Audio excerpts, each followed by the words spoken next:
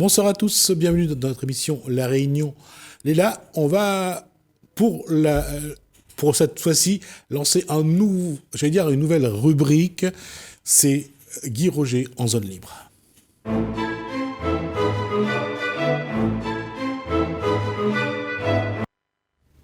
Et Guy Roger, bonsoir. Bonsoir Gismi. J'allais dire, quand on dit on est en zone libre, généralement, ça veut dire que on peut faire ce qu'on a envie, comme on a envie. Et est-ce que c'est ça la liberté ? Non, ce que j'entends par zone libre, c'est une zone où il y a la liberté de tout ce qui nous embête. Toutes les tracasseries, on n'emmène pas dans la zone libre. Tout ce qui ne nous embête pas, il n'y a pas de liberté. C'est-à-dire que quand il n'y a plus rien, il n'y a plus rien non plus. Et donc la zone libre, c'est un vide. Un vide où le silence nous dicte la beauté de la vie. Il faut avoir ce silence. C'est une zone libre, il faut que ta tête soit dans cette zone. Alors, c'est ce contexte-là qui, à chaque fois, amène beaucoup de discussions. Pour chercher ce qu'on appelle la zone libre, c'est avoir un peu être apaisé, avoir de bonnes émotions, se sentir bien, se sentir léger. Et la question, c'est toujours la même, c'est comment on y parvient. Oui. Et là, depuis que le monde est monde, chacun a une solution. C'est ça. Et chacun pense que sa solution est la plus efficace, la meilleure. Oui. Mais plus il y a des solutions, et moins c'est efficace. Si les zones de chacun d'entre nous, nous habitons dans une zone, chacun d'entre nous, on a sa petite zone, c'est une bulle, ok ? Il faut déjà savoir que si on est déjà dans une zone où il y a quelque chose, elle n'est pas libre, cette zone, elle appartient à quelqu'un. Ce quelqu'un s'est constitué un monde à lui, et il vit dans ce monde, et on est 7 milliards de personnes à vivre dans son petit monde. Donc, bien sûr, il y a des clashs. Bien sûr, chacun regarde midi à sa porte. Moi, je parle d'un moment où peut-être les différences sont atténuées, ne sont plus regardées, ne sont plus un problème. On n'est plus dans le conflit, on est dans l'union. De regarder les choses comme elles sont, pas comme on aimerait qu'elles soient. De regarder les choses comme elles sont. Alors, c'est là le conflit intérieur entre ce qu'on a envie, ce qu'on veut, et ce qu'on voit et ce qu'on doit accepter. Et on voit que l'être humain, d'une façon ou d'une autre, essaye toujours de rêver à ce qu'il veut, comment il veut l'avoir, et il n'est pas prêt à se plier, à accepter ce que la vie lui donne. Alors c'est quoi la vie ? La vie, c'est peut-être quelque chose où il n'y a rien. Parce que si on s'encombre de choses pour vouloir vivre sa vie, on s'adopte une vie, on fabrique une vie à soi pour qu'on soit confortable dedans, cette vie que tu fabriques, c'est une illusion. Parce que tu as besoin de réconfort, parce que tout ce que tu vis est quelque chose qui est répétitif. Mais ça nous amène à cette question-là. C'est que toute notre enfance, on va à l'école. On a une éducation. Ouais. Et cette éducation, c'est apprends à l'école pour un jour avoir un travail. Ouais. Apprends à l'école pour avoir un travail et pour pouvoir gagner de l'argent. Voilà. Gagner de l'argent pour avoir une belle maison, une belle voiture, avoir une famille. Cette éducation à la vie qu'on donne aux enfants depuis leur naissance jusqu'à ce qu'ils s'en aillent de la maison est toujours portée par le matérialisme. Bien sûr. Et en plus, le gain. Ouais. Et ce gain, justement, chacun d'entre nous, quand on entend tout ça, on se promet aussi de l'avoir. On se donne la promesse d'atteindre. Et donc, tout le monde veut réussir. Nos enfants, ils ont appris ce que nous leur avons donné. Et nous avons appris ce que nos parents nous ont donné. Donc, en fait, ça se perpétue dans le temps. Mais en fait, on ne sait pas c'est quoi la vie. Imaginez des parents qui donnent naissance à un enfant et qui ne dit rien à leur enfant, qui dit à leur enfant, ça c'est ce que François Zolto a dit à son fils Carlos Lorsque Carlos a dit qu'il voulait être artiste, Françoise Dolto a dit « Fais ce que toi tu as envie ». D'accord ? Mais dans la vie de Françoise Dolto, il n'y en a eu qu'une. Et malheureusement, tous les parents, et je dis bien tous les parents, y compris moi, bien sûr, on a envie que nos enfants réussissent à l'école, aient un bon travail, aient une belle maison, une voiture, parce que l'image d'une belle vie, c'est ça qu'on nous a construit dans notre tête. C'est ça. Et ça, c'est construit dans notre tête. Mais ce n'est pas une réalité. On sait tous très bien que cette promesse qu'on se donne, au bout d'un moment, il y a une déception. On le sait tous. La plupart d'entre nous sur la planète, on le sait, que ce n'est pas une vérité ultime, que de réussir, c'est le bonheur. Au contraire, c'est tout le malheur. Parce que le bonheur qu'on veut crée le malheur qu'on a aujourd'hui.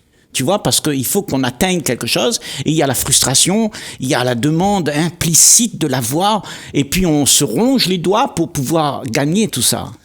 Et c'est encore plus paradoxal de voir comment on met autant d'énergie à construire nos prisons. C'est ça. Et on les construit vraiment, allègrement.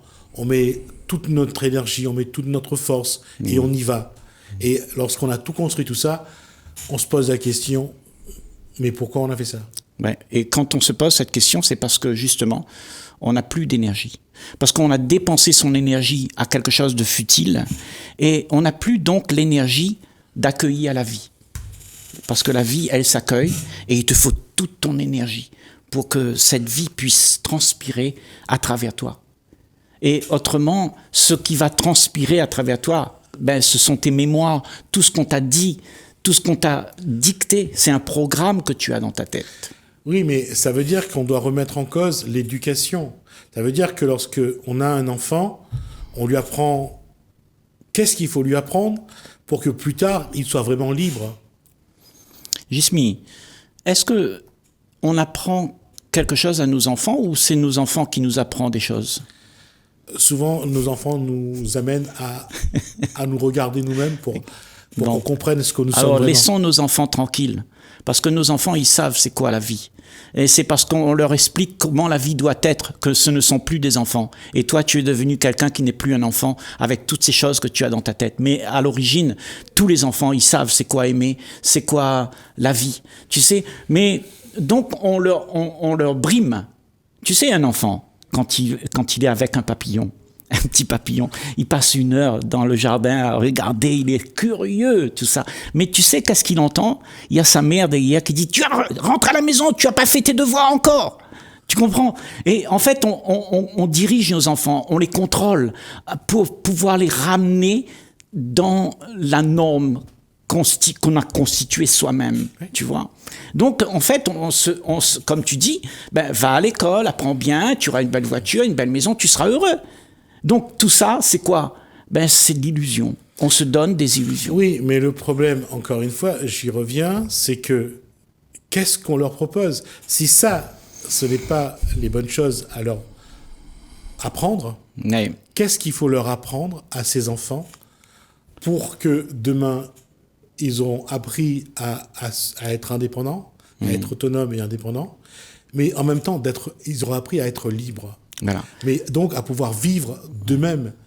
Sinon, s'ils n'apprennent pas un métier, ils n'apprennent pas à trouver un travail, à gagner de l'argent, de quoi ils vont vivre et comment ils vont vivre ? Je pense que ce n'est pas un problème d'apprendre aujourd'hui. L'éducation, on a besoin de l'éducation pour écrire, pour savoir lire, pour savoir se parler entre nous, pour faire son métier. Il y a une éducation, tu vois, essentielle. On a tous besoin de ça. Et si on est assez curieux, on choisira le métier qui nous plaît le plus. Tu comprends ? Mais le problème, c'est qu'aujourd'hui, on ne fait pas ce qu'on aime vraiment. On fait ce qu'on nous dicte de faire. Et parce que, tu vois, le monde est constitué comme ça, parce qu'il y a un but. Mais l'éducation a un but. Elle veut faire de toi un ingénieur pour faire marcher la société malade. Et en fait, quand tu réalises que tu es acteur de cette société malade, eh ben, tu deviens malade toi-même. Tu comprends ? Et alors, qu'est-ce qu'il faut éduquer à nos enfants ? Ben, en tout cas, éduque les enfants à comprendre, à fonctionner dans le monde.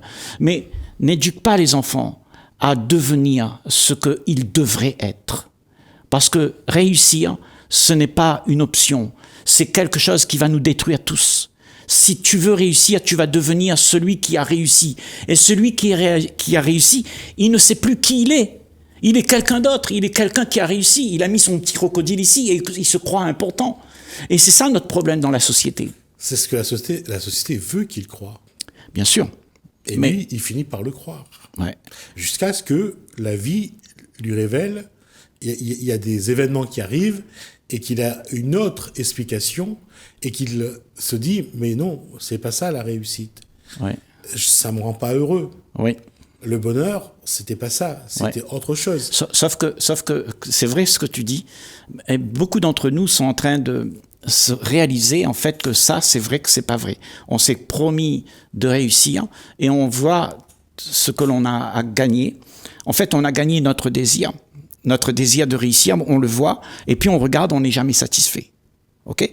Donc il y a ce sentiment d'insatisfaction constant qui est dans nos vies de tous les jours, et parce que nous sommes illusionnés par ce que la vie propose, par ce que nous pensons, alors on se promet d'atteindre encore quelque chose. Cette promesse, c'est nos illusions.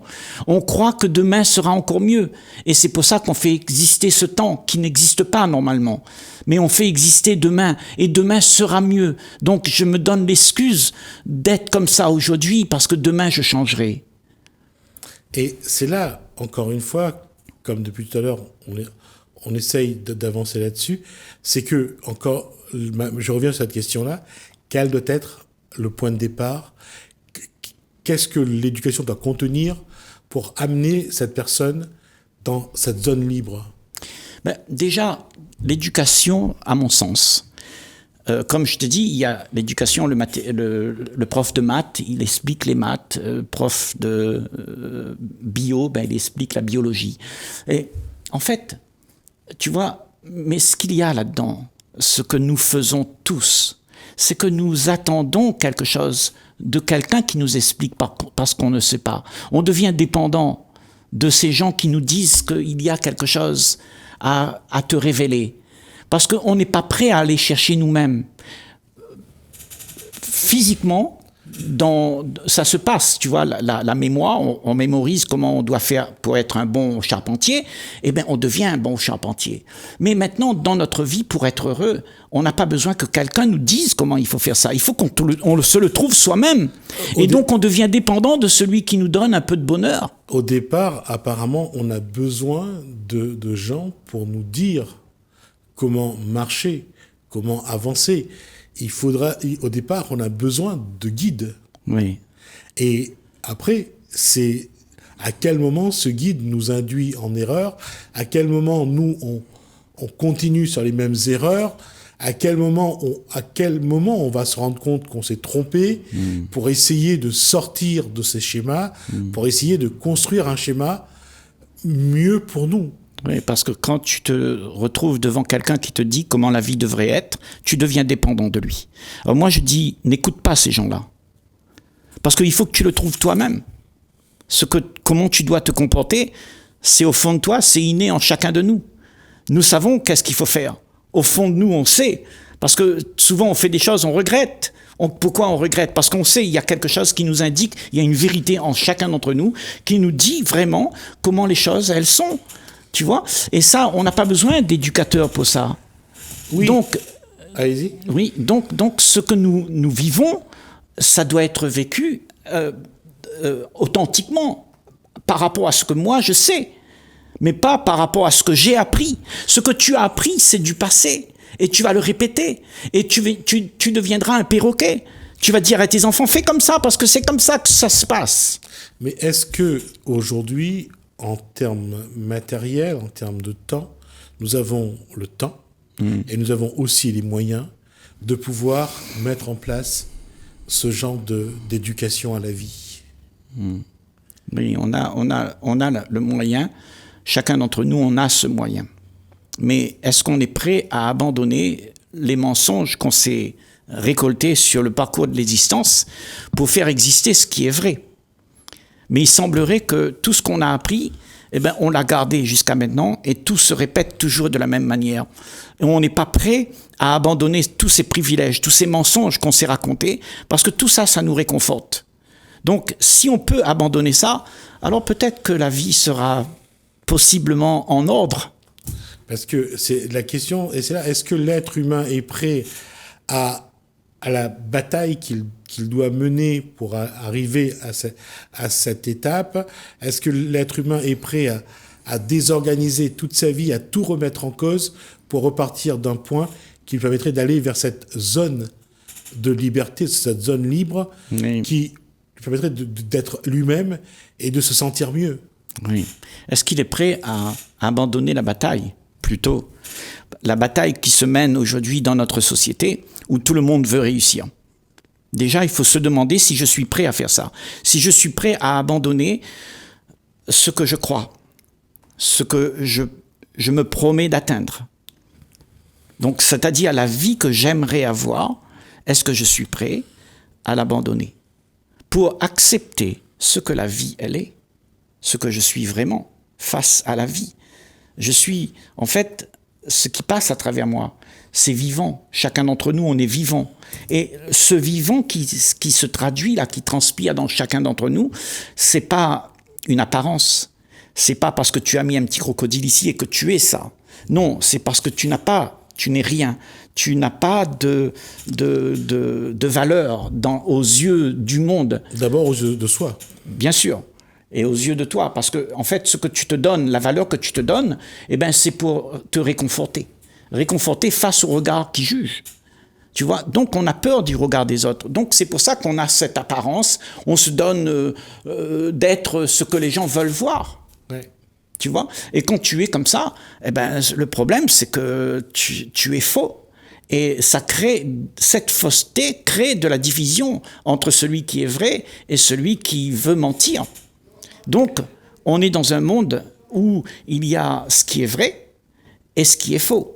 Donc, est-ce qu'on veut vivre ce qui est vrai ou est-ce qu'on veut vivre ce qui est faux? Parce que la plupart d'entre nous, jusqu'à maintenant, c'est ce qui est faux qui prévaut.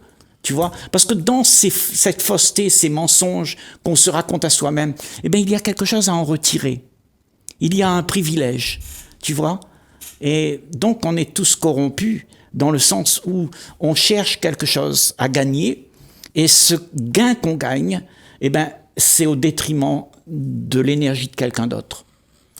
Reste aussi là-dessus, justement, c'est au détriment de l'énergie de quelqu'un d'autre, mais est-ce qu'il faut attendre, et c'est peut-être sans doute ça le moment, c'est le déclic, à quel moment il y a une prise de conscience, que l'individu prend conscience qu'il n'est pas sur la bonne route, qu'il faut qu'il change. Je crois que, tu sais, la prise de conscience, elle est dans le fait qu'on s'aperçoit qu'on n'est pas bien. On est malheureux. On souffre. Parce que toute la résistance qu'il y a face à la vie, quand tu résistes à la vie, quand tu résistes à l'amour, quand tu résistes à la joie de vivre, pour gagner justement ton plaisir, le plaisir que tu as dans cette société de t'offrir toutes ces choses et qui te donnent l'impression d'être en sécurité. Donc tout ça, ça te fait souffrir, que tu aimes ou pas. Au bout d'un moment, tu peux pas garder tout ça. Donc tu dois toujours maintenir tout ça pour pouvoir faire en sorte que ton espèce de bonheur continue. Mais ça ne peut pas se faire parce que tout est en train d'être changé, tout disparaît et tout est éphémère. Donc, au bout d'un moment, tu seras toujours face à toi-même. Et tôt ou tard, je ne sais pas quand, pour certains c'est peut-être tôt, pour certains c'est peut-être tard, mais chacun d'entre nous, on est confronté à cette réalité de ce que je suis et de ce que j'aimerais être. Ce que je suis n'a pas besoin de devenir, de réussir, mais ce que je suis est l'intelligence ultime qui peut faire en sorte que on puisse vivre en paix. Reste quand même une chose, et on termine là-dessus parce que on arrive à la fin de l'échange, c'est que c'est j'allais dire toujours ce moment où on prend conscience.